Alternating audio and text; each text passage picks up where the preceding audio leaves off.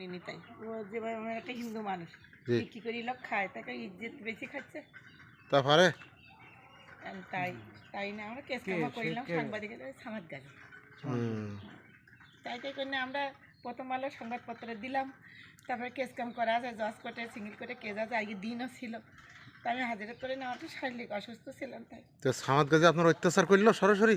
সে যে কী করিছে সে ঈশ্বরই জানে, ওপরে ভগবান আর নিচি বসুমাতা কোহার দোষ সব রক্তে বুঝাই মাদুর বলে পুলিশেরা তো সঙ্গে সঙ্গে এসে ওরাই সব ক্যামেরা করে সব তুলে নিয়ে গেল। আচ্ছা আচ্ছা। সে পুলিশ বাদে কে যা চলতে তো ওই ওর সাথে কি আপনি কথা বলতেন এর সাথে ওর আগে?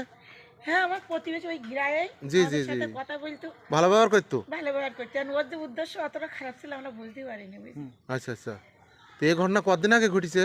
এ কত সালে মনে বলতে 21 সালে। হ্যাঁ।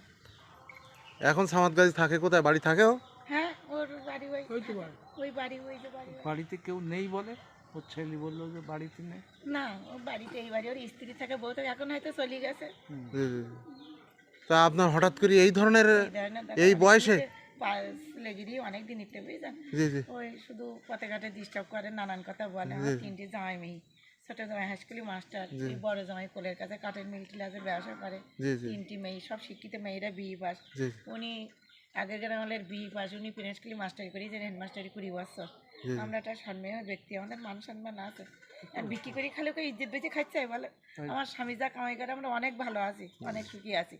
কিন্তু ওনার কথা হলো তুমি আমার কথা মতো চলো, আমি তোমার যা লাগে শব্দ বইবে অনেক কিছু অনেক দিন বলিছে।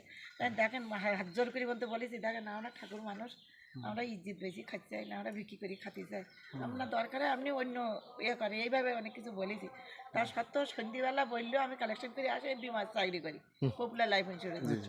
এবার আমি কালেকশন করি বাইরে আসতেছি, ওই রাস্তার কোনায় বললি তুমি যেন কথা সহজে শুনলি না, তা আমি তোমার কীভাবে তোমার ইজ্জত লুটি খাইতে হয় তা সে ব্যবস্থা আমি করবো, আমি জোর করি তোমার ইজ্জত লুটি খাবো। আর বলতে নেই সতা ধর্ম মাটিতে যাইতে হবে, আমার বয়স হয়ে গেছে। সেই রাত্রি আমার ঘরে এই অবস্থা, আমরা দুটো মানুষ বাঁচবো কেউ বলি না। আমার নাবালক একটা ছেলে আছে, তার আমার 17-18 বছর বয়স। সেই ছেলেটা উঠি কাজ দিতে আদান দিলে তখন উঠি কাজ দিতে আমরা দুই ঘরে 2জন রক্তের উপর শুয়ে আছে। উঠি কাজ দিয়ে তোমরা সবাই এসে আমার মা বাবা সব মরে গেছে। তাই ওই পাশের প্রতিবেশী উড়াই আমার জামাই মেয়েকে ফোন করলে তো উড়াই এসে আমাদের নিকিছে মাই গরু করে আপনার ওই ইয়েতে নিকিছে। সৃষ্টিকর্তা এই ধরনের এদের ব্যবস্থা